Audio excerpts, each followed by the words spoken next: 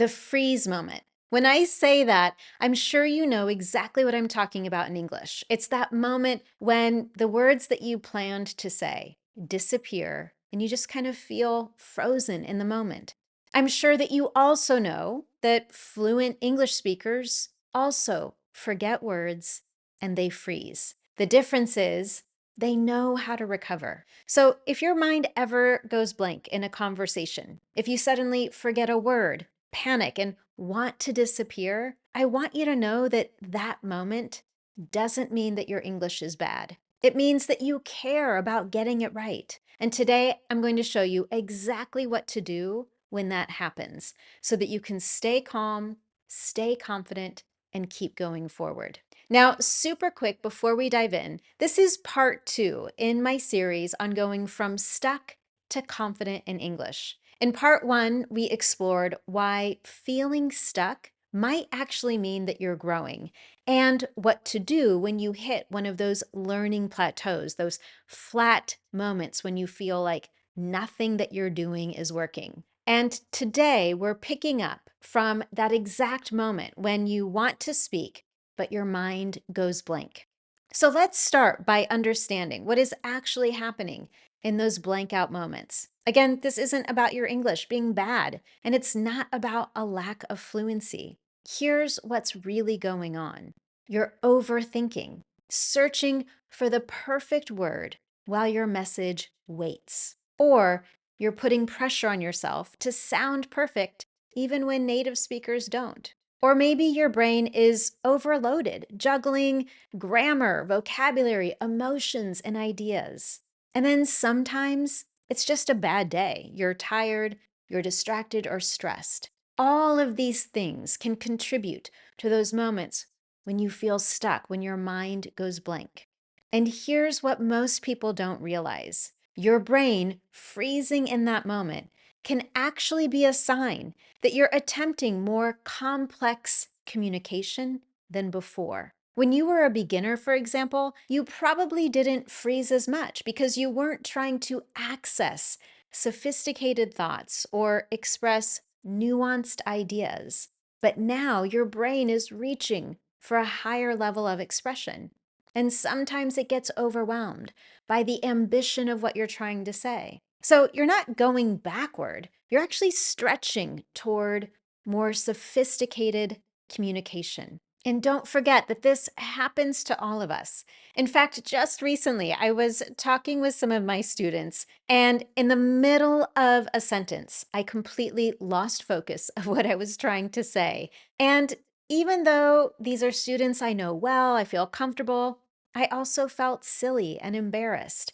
But in that moment, I just said, "Oh, my brain is super foggy today." And the truth is, I was totally jet lagged at that moment. But I stopped fighting. I didn't panic. I didn't worry. I just accepted that I had forgotten what I wanted to say.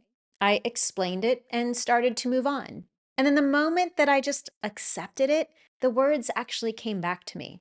The truth is, in these moments, skilled speakers, native and non native speakers, will pause, restart, and rephrase. On top of that, they don't assume that that moment of freezing means something terrible about themselves or their English. Freezing doesn't mean failure, it means that you care. You're trying, you're engaged. After working with thousands of learners inside my Fluency School program, I can tell you this. This is one of the most common confidence blocks that I see.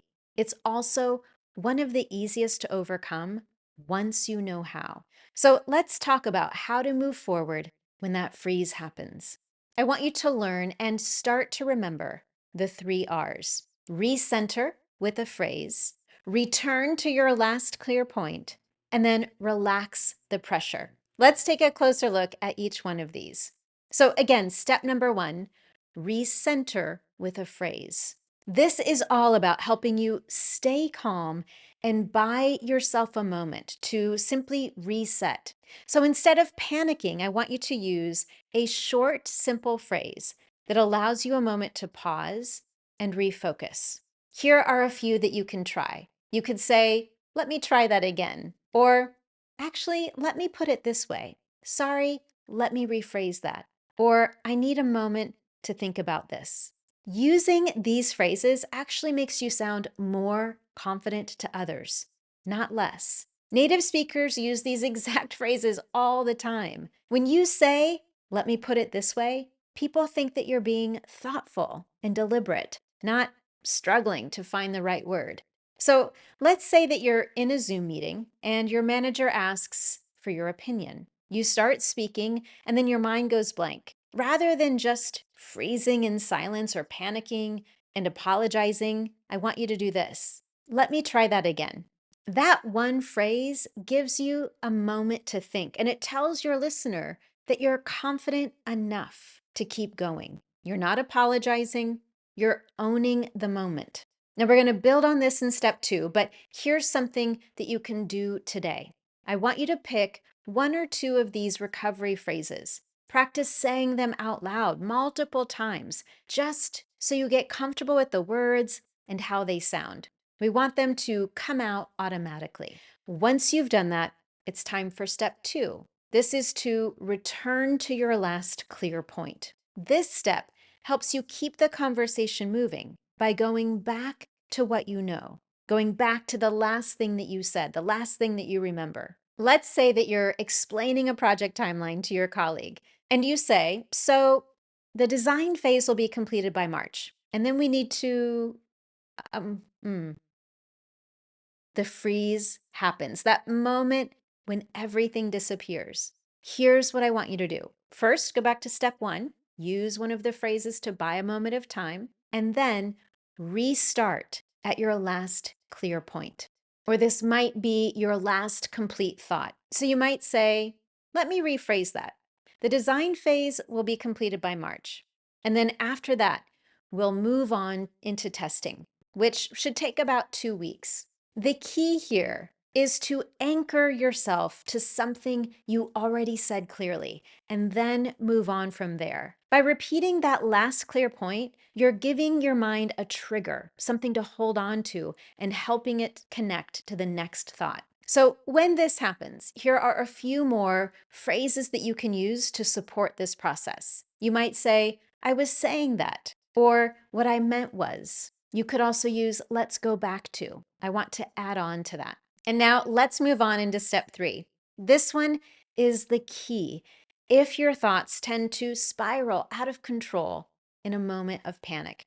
Step 3 is relax the pressure. This step is all about managing both your internal pressure and that social pressure of having others wait for you to speak. Here's a specific technique that I call the 5-second reset. First, take one intentional breath. Honestly, this looks perfectly natural to others. And then remind yourself, I have something valuable to share. This is an important internal thought. Once you've done that, use a confidence phrase out loud, such as, give me just a moment to organize this thought. Then return to your glass clear point or choose a simpler way to say what you're trying to say. And then 5, continue speaking. This entire process takes about 5 seconds. And here's what's especially powerful. To everyone else watching you and listening to you, it just looks like you're being thoughtful and careful with your words. As you know, these moments of freezing and feeling panic feel worse when we start thinking, I messed up. Everyone thinks my English is terrible. But the truth is, one small mistake doesn't define your ability. More importantly, when you freeze, other people aren't judging your English. They're just waiting for your ideas. They want to hear what you have to say. They actually have no idea what's going on internally. They don't know that maybe you forgot the word. They just think that you're reflecting on what you want to say and finding the best way to say it. So that pause, that moment that you're worried about, it's completely normal to do. And it's what everyone else expects. So the next time you feel that freeze moment coming, I want you to think this pause means that I care about communicating well instead of I'm failing. I also want you to think they're interested in my thoughts instead of they're judging my English. So take a moment and pause here. Think about one negative thought you've often had about your English, especially in those moments when you forget the word that you want to say. What would it sound like if you replaced it with something more supportive? I want to stop for a moment and talk about why this matters. It matters because every time you pause, take a breath, and keep going, instead of shutting down, you're strengthening your real speaking skills. You're learning how to stay calm in real conversations. You're focusing on connection, not perfection. And you're proving to yourself that you can recover, that you don't have to be flawless to be fluent. The truth is, I need these reminders too. I use these same techniques constantly in my own French speaking because now I no longer live in France, and that means that I don't have as many opportunities to speak. So when I do, my anxiety is actually higher. I have to keep these recovery strategies in mind because if I don't, I won't speak. I'll choose silence instead, and silence is lonely. So, with that in mind, I want to share something Eleanor Roosevelt said that I think about often. You gain strength, courage, and confidence by every experience in which you really stop to look fear in the face. Every time you recover from that freeze moment, you're building unshakable confidence. And the best news, recovering from these moments isn't just possible, it's actually a skill that you can practice and get better at over time. Confidence doesn't come from avoiding these mistakes. It comes from learning how to move through them with calm, clarity, and connection. That's exactly what we do inside my Fluency School program. If this lesson helped you understand how to stay in the conversation even when your mind goes blank, Fluency School gives you the structure and support to make that your new normal. In this program, you don't just learn how to recover, you train for it. Every week, you speak in real conversations using proven fluency building strategies, and you get coaching so that you stop second guessing yourself and instead stay calm under pressure and speak with confidence, even when things don't go perfectly. As my student Jinsa shared, after Fluency School, it's a completely new me, more confident and daring to take up challenges. I feel more in control while I'm speaking and more organized. If you feel ready to finally feel like yourself in English, Fluency School is where that happens. And if you'd love to know more, you can find out all the details over at speakconfidentenglish.com/fluency school. And now I'd love to hear from you. I want to hear about one of those moments where you felt frozen in the conversation. What did you do? Or what do you want to do next time? Which of these three R's feels most helpful to you right now? You can share a comment down below to let me know. Thank you so much for joining me today. And if this helped you, don't forget to follow or subscribe wherever you're listening or watching today. You can also share it with someone you care about who is tired of getting stuck in English. It could be exactly what they need. Thanks again, and I look forward to next time.